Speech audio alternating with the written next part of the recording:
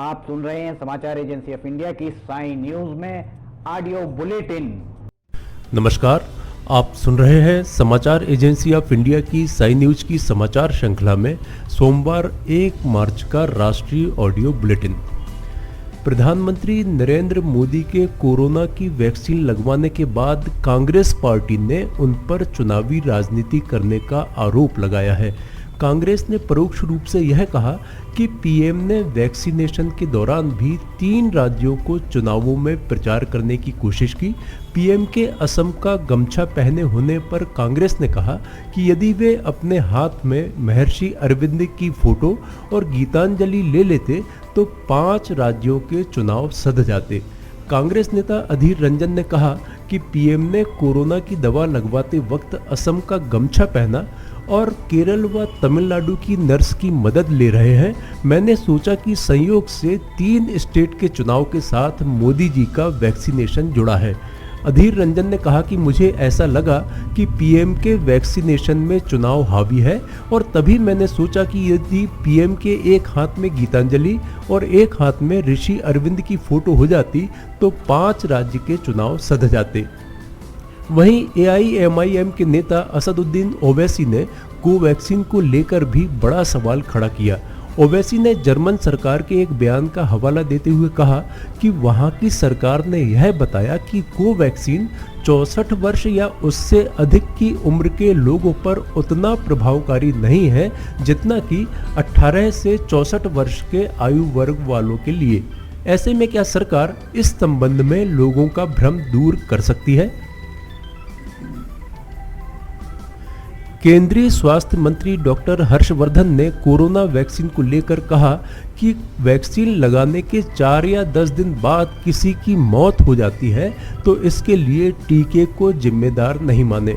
विशेषज्ञों ने इस बात की पड़ताल की है, अब तक कोरोना की वैक्सीन लगने से एक भी मौत नहीं हुई है। केंद्रीय मंत्री ने कहा कि वैक्सीन लगाने के बाद सूजन या बुखार जैसे लक्षण काफी कम है। इतना तो नॉर्मल वैक्सीनेशन में भी होता है। उन्होंने कहा कि वैक्सीन लगाने के बाद अस्पताल में भर्ती होने की दर 0.0004 है, जो कि बिल्कुल ना के बराबर है। प्रधानमंत्री नरेंद्र मोदी ने सोमवार को कोरोना का टीका लगवाया। पीएम मोदी को भारत बायोटेक की बनाई कोविड वैक्सीन कोवैक्सीन लगाई गई। पीएम मोदी के कोवैक्सीन लगवाने के बाद भारत बायोटेक की ओर से कहा गया है, आत्मनिर्भर भारत के निर्माण के लिए पीएम मोदी की प्रतिबद्धता से हम सभी प्रेरित हैं। वहीं दूसरी ओर भारतीय जनता पार्टी के सभी मंत्री, सांसद, विधायक और दूसरे जनप्रतिनिधि पैसा देकर कोरोना का टीका लगवाएंगे। सभी 1 हफ्ते के अंदर अपने क्षेत्रों में जाकर कोरोना का टीका लगवाएंगे। केंद्रीय मंत्री रविशंकर प्रसाद ने कहा कि पीएम की ओर से पहले ही कहा जा चुका था कि पहले कोविड वॉरियर्स को कोरोना का टीका लगेगा, उसके बाद दूसरों को। जो लोग सवाल खड़े कर रहे थे उनको जवाब मिल गया है। रविशंकर प्रसाद ने कहा कि हम सभी मंत्रियों ने फैसला किया है कि पैसा देकर कोरोना का टीका लगवाएंगे। देश भर में केंद्र सरकार द्वारा पारित किए गए 3 कृषि कानूनों के विरुद्ध विरोध हो रहा है। किसान संगठनों के अलावा विपक्षी राजनीतिक दल भी इस विरोध प्रदर्शन में शामिल हो गए हैं। कई राजनीतिक दल अलग अलग स्थानों पर किसान महापंचायत कर रहे हैं। बीते दिनों उत्तर प्रदेश के देवरिया में उत्तर प्रदेश कांग्रेस की तरफ से किसान सम्मेलन बुलाया गया था। किसान सम्मेलन में बैलगाड़ी से पहुंचे एक कांग्रेस नेता को उनके ही बैल ने पीछे से लात मार दी, जिसकी वजह से वे जमीन पर गिर गए। दरअसल बीती 28 फरवरी को कृषि कानूनों के विरोध में देवरिया के बैतालपुर में कांग्रेस की तरफ से किसान सम्मेलन बुलाया गया था। इसमें शामिल होने के लिए उत्तर प्रदेश कांग्रेस के अध्यक्ष अजय कुमार लल्लू भी देवरिया आए थे। इस सम्मेलन में शामिल होने के लिए एक स्थानीय कांग्रेसी नेता बैलगाड़ी से आए थे।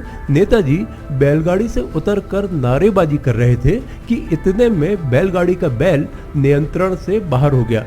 नियंत्रण से बाहर होने के बाद बैल ने पास में नारेबाजी कर रहे नेताजी को पीछे से लात मार दी। बैल की लाश से आहत होकर नेताजी धम्म से सड़क पर गिर गए। सड़क पर गिरते ही आसपास खड़े लोगों ने आकर नेताजी को संभाला।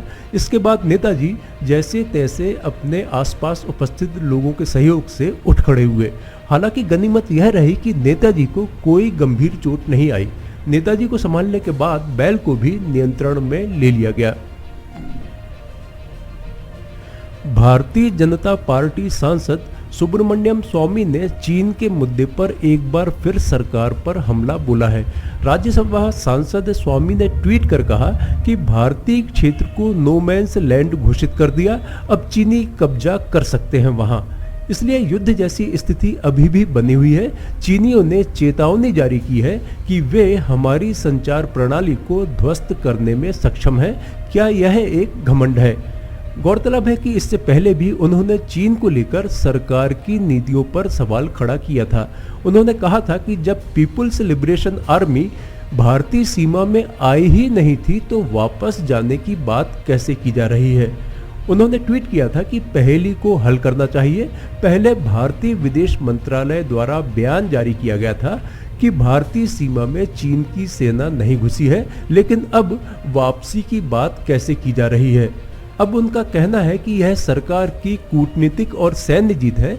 भारतीय क्षेत्र से चीनी सेना वापस जा रही है। क्या दोनों ही बातें सही हैं?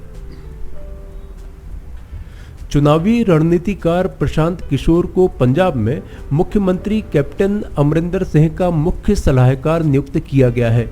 उन्हें यहां कैबिनेट मंत्री का दर्जा दिया गया है। मुख्यमंत्री कार्यालय की ओर से इसकी जानकारी देते हुए बताया गया है कि प्रशांत किशोर टोकन मनी के रूप में महज ₹1 वेतन लेंगे। हालांकि उन्हें बंगला, दफ्तर, टेलीफोन सहित अन्य सुविधाएं दी जाएंगी। सीएमओ की ओर से जारी सेवा शर्तों में बताया गया है कि प्रशांत किशोर का कार्यकाल अमरिंदर सिंह के पंजाब सीएम के रूप में कार्यकाल के बराबर होगा। उन्हें एक निजी सचिव, एक निजी सहायक, एक डेटा एंट्री ऑपरेटर, एक क्लर्क और 2 चपरासी दिए जाएंगे। उन्हें कैबिनेट मंत्री को मिलने वाला बंगला दिया जाएगा। ऑफिस और कैंप ऑफिस आवास में लैंडलाइन फोन के अलावा मोबाइल फोन का खर्च भी उठाया जाएगा, जिसकी कोई सीमा नहीं होगी।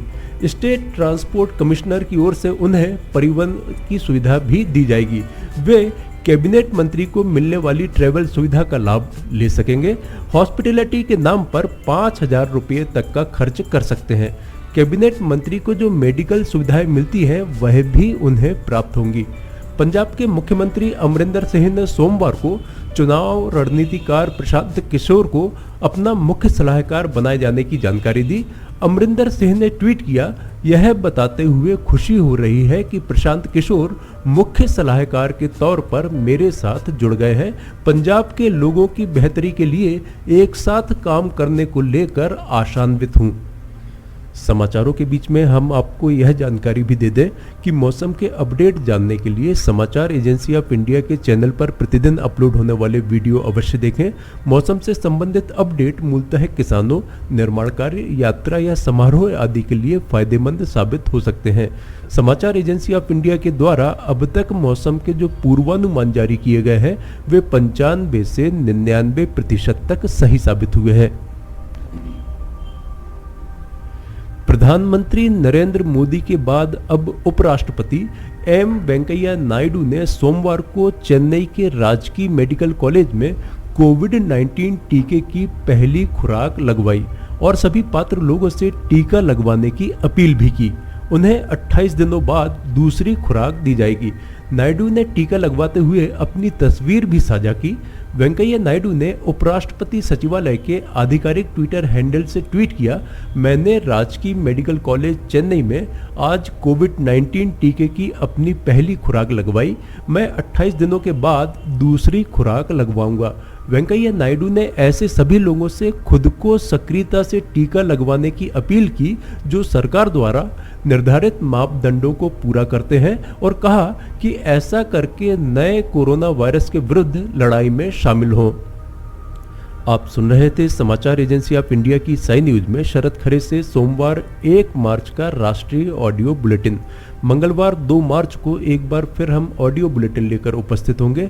आपको ये ऑडियो बुलेटिन यदि पसंद आ रहे हो तो आप इन्हें लाइक, शेयर और सब्सक्राइब अवश्य करें। सब्सक्राइब कैसे करना है यह प्रत्येक वीडियो के अंत में हम आपको बताते ही हैं। अभी आपसे अनुमति लेते हैं। नमस्कार।